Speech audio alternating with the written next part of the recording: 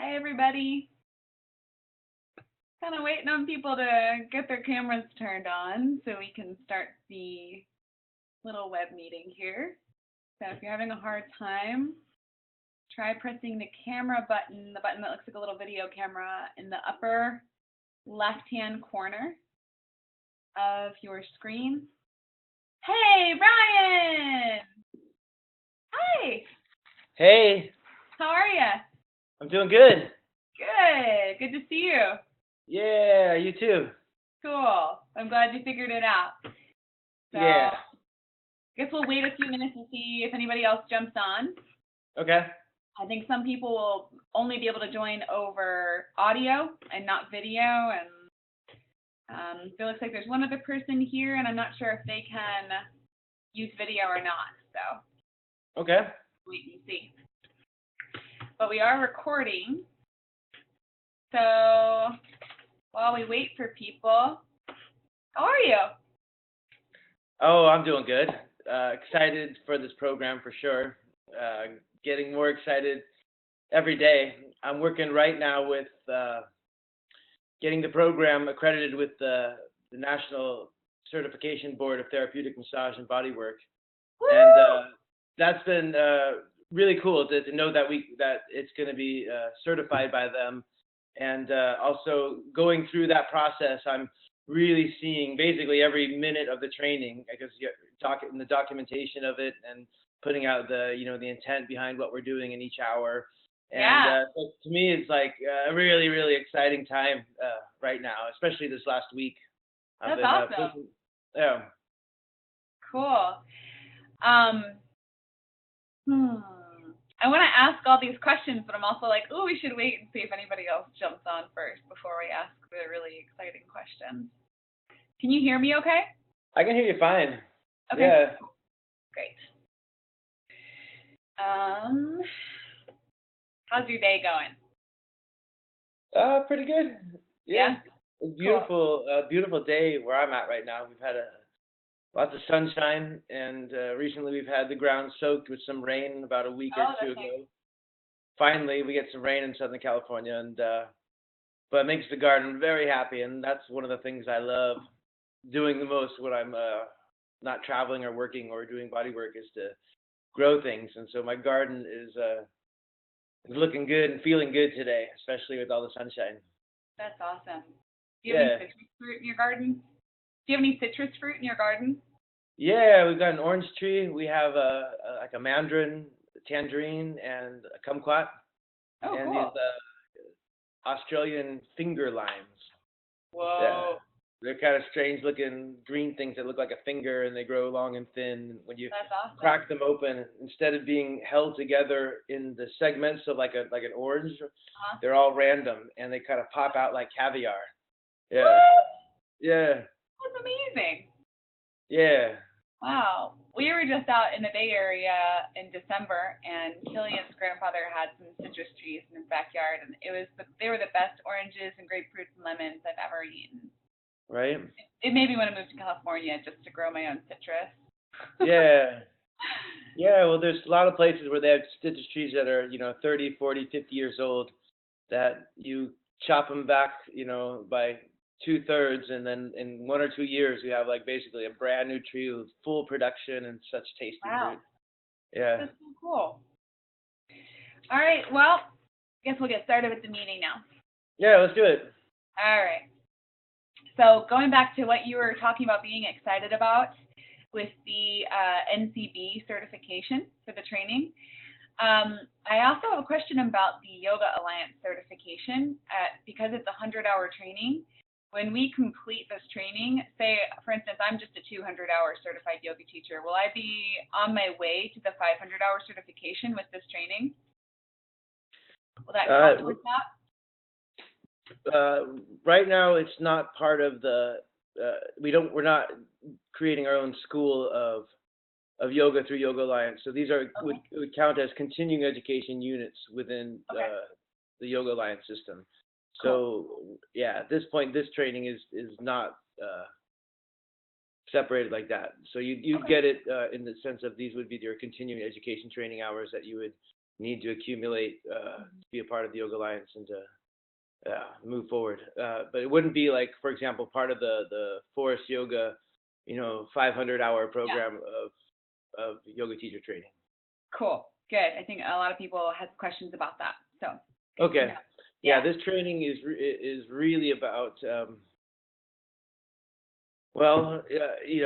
me, this one in particular that we're doing this 10 day is about getting in with hands-on work with the body. And so, our goal with this one, instead of forming a Yoga Alliance school, which in a way would require us to shape the training very much around the parameters that they would want for a 200-hour program.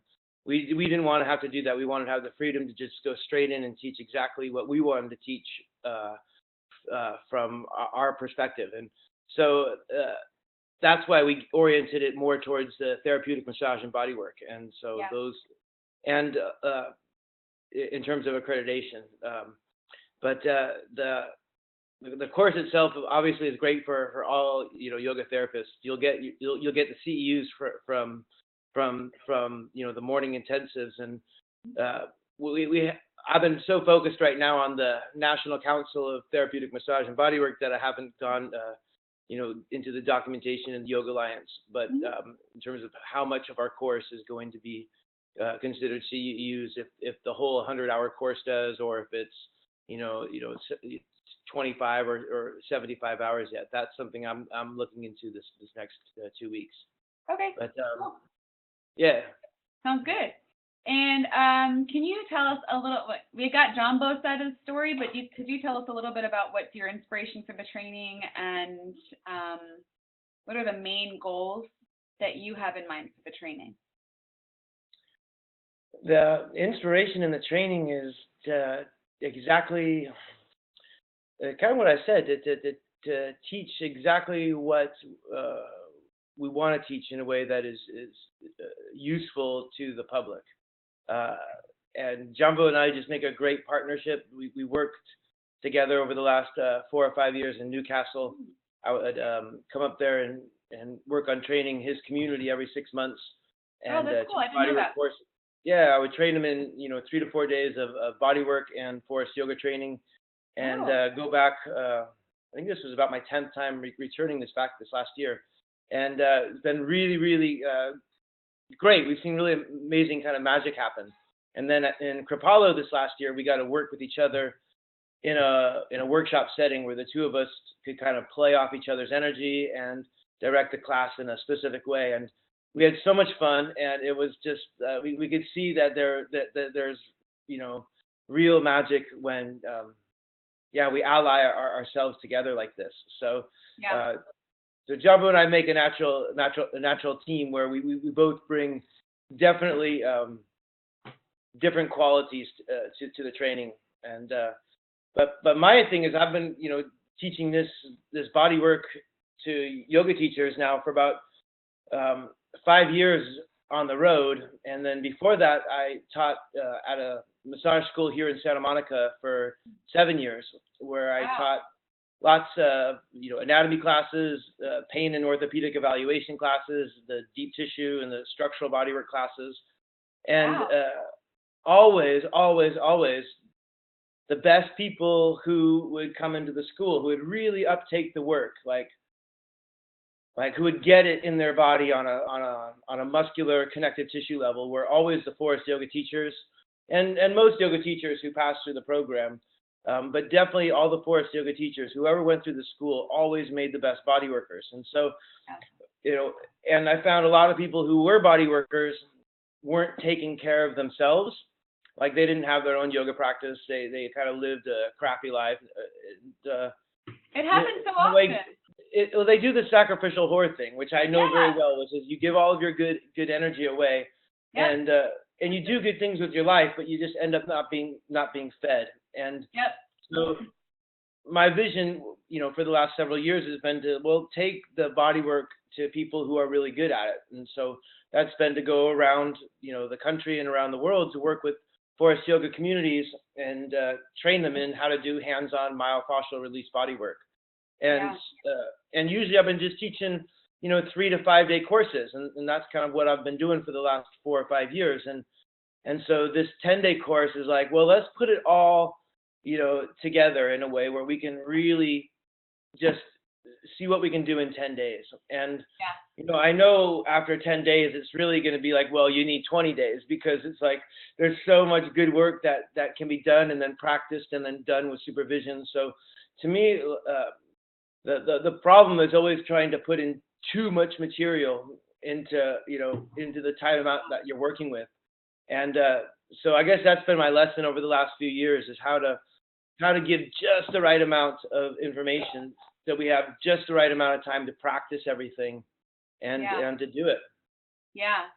I just, we have our own yoga studio here, and I tried to teach a basic anatomy class in 3 hours. It was a terrible idea. I was like, what am I even doing right now? This is just, I need to just put this aside and figure out a much longer amount of time to devote to this, because there's just so much to get into. And, the 8 hours we get in, or what is it, 16 hours or 8 hours we get in the forest yoga training with Ellen Heed is amazing, but it's also not enough. So, I'm super excited. And then, I don't know if you know, but my background is in clinical and therapeutic body work as well. So, it's what I'm obsessed with. It's like my favorite thing in the whole world. So I'm so excited. Great. Okay, so you just told us a little bit about your background. That was my second question. And then, let's see, and you told us a little bit about your and Jambo's connection and how you two work together. So, and we've talked about the Yoga Alliance and the NCB. Let me see what other. Oh, okay. So let's talk about how to get prepared for the training. Is there anything that you'd like us to read, or any specific items that we should bring with us, or anything we should do energetically or physically leading up to the training that would help prepare us more?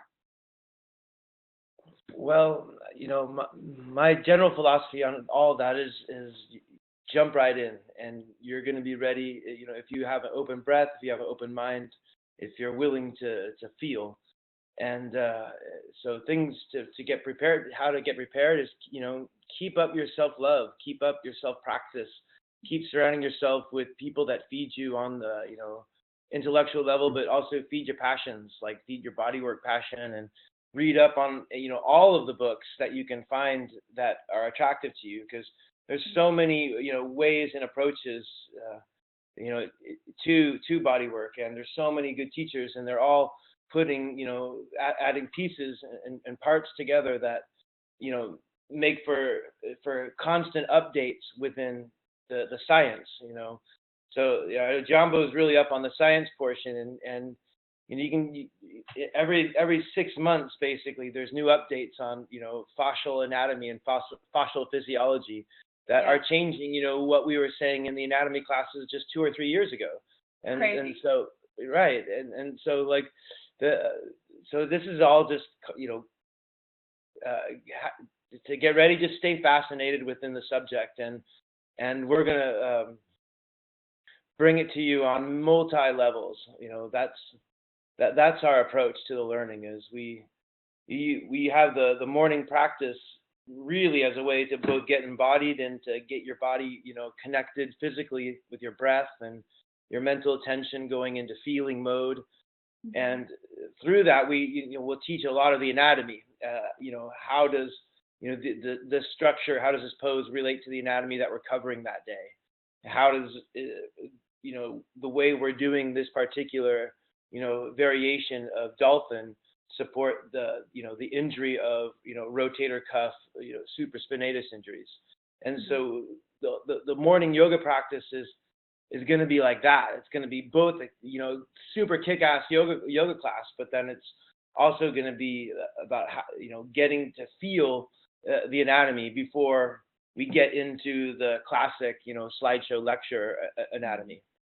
And after the morning yoga practice, which we'll have time to get in and really study more of that anatomy while we're still in that kind of dreamy shavasana state where we're still in feeling mode, and we'll get to revisit some of the the poses that are working most specifically with our anatomy of the day. Whatever our if our subject is the neck and scalenes, we'll be able to do a bit of a neck and scaling work right after the yoga, be able to answer some Q&A questions about sequencing, about, why did we sequence, this class in this way to target, these, these injuries and these muscles. And always people are asking after class, like, what was that thing you said about, people who have the injury to the serratus anterior? What are you supposed to do? So to have time after the morning intensive to kind of get into that stuff. Yeah. That's going to be so cool. Yeah. Okay, so let's see. I know that you and Jumbo are really into the flute. Oh, yeah. I remember when Killian and I came and took your class at Exhale shortly after our teacher training. I don't know, it's like maybe 6 months later or something like that. You played the flute at the end of class. It was so cool. And do you make your own flute, or do you have somebody that makes them for you? Yeah, so at the very first yoga retreat I've ever done. So my wife Sylvia, we were pregnant. No, we weren't pregnant with our second kid yet, but my daughter was 16 months old.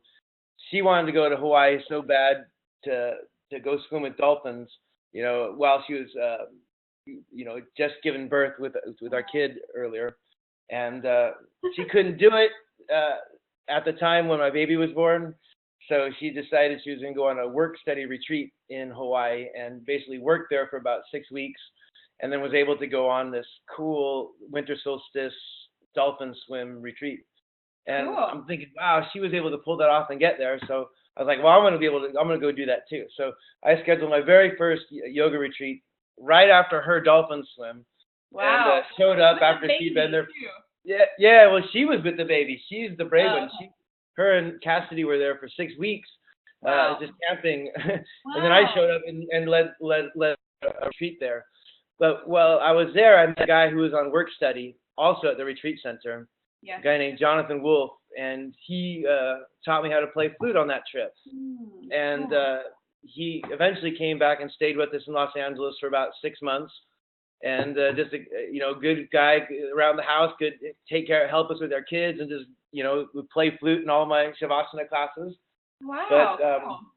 He eventually said I had to start playing, and so I've been playing flute for my students, and I carry his flutes with me everywhere I go. And definitely he's constantly making and getting even better with making these flutes. This is like 10 or 12 years later. Cool.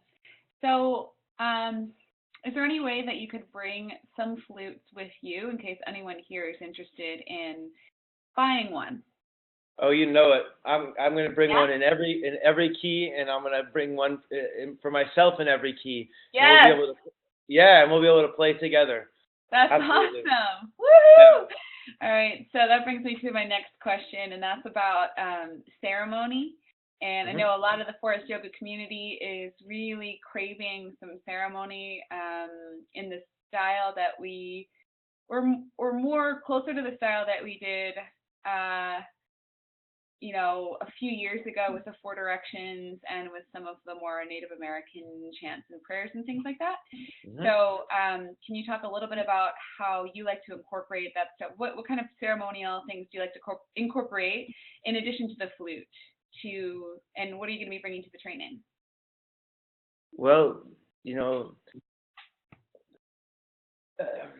was my first teacher in bodywork, my mentor in bodywork, that told me to go work with Anna Forrest, and I'd taken one class with her and signed up for her teacher training, and have been doing it with her ever since. And don't know, and so to me, I feel like I grew up in the system. I didn't know other yoga systems. I didn't fall into the ceremonies of other yoga systems.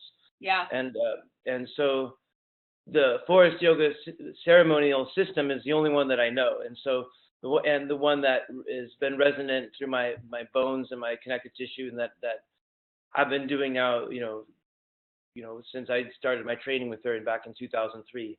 Wow. Or I think my foundation in 2002, but really since he advanced in 2003. But So how are we going to bring it? Well, we bring it, in the morning practice, having in our calling and of directions ceremony and in connecting to that spirit. I, still do that here in LA within our own community, where we will call in the directions and have go through, all of our classic chants and rock the house, and that's my expectation of what we're going to be doing. So that's awesome. I guess where I was coming from was just I know even 10 years ago, Anna's ceremonies were a little bit different. There was some more Zen Buddhism and things like that involved, and her ceremony kind of shifts and changes through the years, and now she's leaning more in the Aboriginal. Her and Jose are collaborating on a lot of stuff. So I guess I'm wondering about the Guardians, and do you and Jumbo have any ceremonial things that you bring in that are kind of part of your own personal thing that's different than what we may have learned with Anna before? Does that make sense? Yeah, it does. I mean, I think we are all, woven composites of, everything that's touched us on that sacred level. Yeah. And, I know both of us have, had, many moments with our teachers and other teachers where we've had those kind of sacred moments that have infused them into us and how we do ceremony. So, I could say I'm falling more in line with the way Anna, was doing her ceremony, classically for the last 10 years or so. But it's woven within the threads of who I am and my connection to sacred ones and my connection to spirit. And I know Jumbo has his work, and he has his spiritual teachers and his connection to the magic as well. And we it's that's a playground that we are very comfortable in, and I feel like we step in like the moment we are in the same space together. Yeah, like cool. There is a ceremonial magic of just like, I don't know, being in a room reflected by like a brother who's gonna come in and step it up and bring bring what they've got and freely give it with no holds barred. Like I think we have a similar agreement that like our job kind of in this course and generally as teachers is to, how do we save people time? And like the time that I've been teaching this stuff, it took me a long time to do this. And so how do I take and distill what I find is most important out of all that and make it relevant to myofascial release body work and forest yoga? And so that's our goal with this is, how do we save you guys time? How do we give you an understanding of what we think is important? And then how do we then weave that together in a 10-day ceremony where it's not just like, here's a bunch of information, do this, now you should know how to do it. Now you should know how to go do it to other people. Because to be honest, it is a life's work. And and I think if you're really into this work and you really are truly into it, you're going to be doing this for a long time. But I know from my experience that I've had moments in my path or my process in this where I have had weekends or 5 days of training that just completely shook my foundations and kind of like dismantled a lot of the stuff that was like structured around some other way of thinking, and then rebuilt with something new that now takes what I knew before and that acts as a foundation to this new stuff that really propels me for the next 2 or 3 years. And then I have another 2 or 3 years where I'm just kind of like taking that and going with it. And then I have another moment where I meet somebody or somebody points me into the right direction one day, and I right workshop and I get it, and then boom, all of a sudden it happens. And so to me, life is about that. And like my mentor teacher always said that, Dr. M, he was, said life is about kind of, waiting for those moments to happen. And in between, it's about doing all the stuff you can to work on yourself, not being impatient with your life or yourself, but working on yourself. Yeah. and being open-minded and open-eyed so that when those moments do start to come into your trajectory, whether it's your astrology, whether it's your hometown, or whether it fits in your schedule, there's things that happen that you do it, and then all of a sudden, now something else, your life changes. Yeah. So my hope is that I can, do something like that, and to give people something that will make them go, aha, now what I've been doing is right, and now I've even got even more validation behind it and more power to take what I'm doing in this direction. Yeah. That's so cool. I know I took a workshop with Jumbo in DC back in August, and I had never worked with him before, and just meeting him and feeling his energy in the room, it's just like this big warm hug, and he's just so excited about everything, and he's just like leaping from one end of the classroom to the other, demonstrating what he's talking about, and he's just like touching everybody and getting really close, but like in a really good way, not in a weird way. And the way he's phrasing all of the words, it's very scientific, but it's also very easy to understand and remember because we're touching things at the same time, right? And so that's I think that's how a lot of yoga teachers have to learn this stuff, is by touching and feeling and experiencing that like high level of energy also, And so I worked with you in my foundation training, but you were also dying at the time. So I don't think I got to experience your full energy back then. But I'm really excited to see how you and Jumbo work with each other and feed off of each other's energy, and how you bring in the myofascial wizardry and he brings in the anatomical nervous system wizardry. I think it's going to be such an amazing combination. And it's like, I've always thought, if I could pick a Forest Yoga mentor, I would pick half you and half Jumbo. Mm-hmm. So getting you both at the same time is like my dream come true. And you're coming to my town.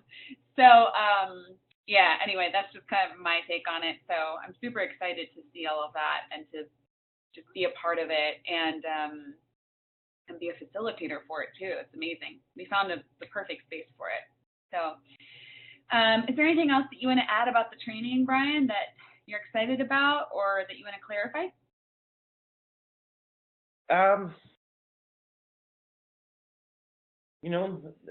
No.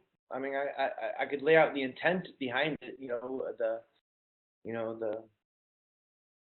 intent is to get into know all the major structural muscles and of the body, and to know them inside and out in a way where you know them through the yoga asana, you know them through the basic moves that we do in Forest Yoga, you know them through hands-on feeling, from studying each other through visual assessment, starting to see people in their structural bodies and seeing when the structural muscles are pulling in a certain pattern, and starting to be able to see the fascial chains that are connected to that, and then to know the anatomy through touch, by getting to feel all these different varieties, because in every workshop, that's the thing, every body is totally different, and that's the beauty of it. I mean, in a way, and that's what I think, the beauty of the morning yoga class is going to be about. It's not about, hey, everybody, let's do this pose, and can you do it in this, do it right or do it correctly. It's about, hey, everybody, we all are different in our bodies. I mean, you have a hamstring injury, you have a flat lower back, with a posterior tilt. You over there have, very tight hip flexors with anterior tilt, and you over there are rotated. And, this is how we can make the pose work for each of you. And let's explore that. And so, to me, that concept of teaching and starting to understand the structural mechanics of the structural muscles in relationship to the yoga and the body work. That's the intent to me of the training. And cool. Yeah. Awesome. So I guess I want to talk just a little bit about some logistics that people had questions about. So first of all, we've been posting that the training is from May 26th or April 26th to May 6th. And it's a 10-day training, and that doesn't make any sense because that's 11 days. And somehow none of the 4 of us caught that. And that's fine. So for everyone out there who is listening, the training is from April 27th to May 6th. And if you already have your tickets to Asheville, don't worry, we will entertain you on April 26th and maybe go do something fun to let you get settled into the area if you want. So I think that's going to be really great. Asheville is just like a beautiful place to visit to begin with. It's in the Appalachian Mountains. You know, it's near the Smoky Mountains, so the mountains look pretty similar to the Smokies. There are over 600 waterfalls within an hour drive of here. And the end of April, beginning of May is going to be a gorgeous time to see all of that. Everything's going to be in bloom. There's just going to be flowers and green stuff everywhere on everything. It's just so like I think it's a temperate rainforest or something. That's the climate here. So there's lots of moss and ferns and vines and just like really beautiful greenery here. The weather's going to be great, so camping is an option at that time. It may be rainy, but for those of you who are thinking about camping, it is a good option. It's not going to be too cold then. The space that we found is in West Asheville. Now, what that means is that Asheville is a very small place. So we have downtown Asheville and we have West Asheville, and they're about 5 minutes apart. So if you found accommodations close to downtown Asheville, don't worry, you're still only about 2 miles from West Asheville and the location that we found. And you can always rent bikes or rent a car and share with other people who are staying here. Feel free to message me if you have any questions about that. We're also putting together a food plan. It's going to be $20 a day, and it's going to include a simple breakfast and a simple lunch. We're going to try and accommodate as many dietary options as we can, like gluten-free, vegetarian, vegan, that kind of thing. It's going to have options for everybody. And so if you want to get on that meal plan, we're going to be posting more information about that soon. And we're going to be posting a menu and be taking requests for that soon as well. Let's see, and do we have any questions? We have a couple people on right now. We've got Amber on, and is Sylvia, is that your wife? Yeah. Okay, so we have your wife on. I didn't see any questions on Facebook, but I can double check again. If anybody has any questions, you can just type them in, or you can press the camera button on your screen and join the meeting. And otherwise, I'm going to go see if there's any questions on the Facebook invite.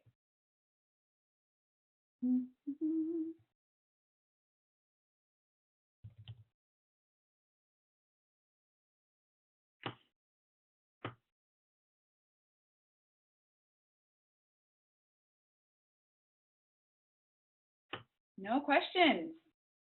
All right.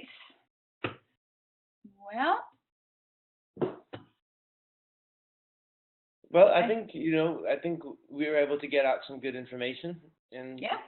I think what we should plan on is getting me and Jumbo on a joint call together, and maybe do that in another week and a half. And if people have any questions, to write them down and to send them to us, and we can answer those questions in the call beforehand.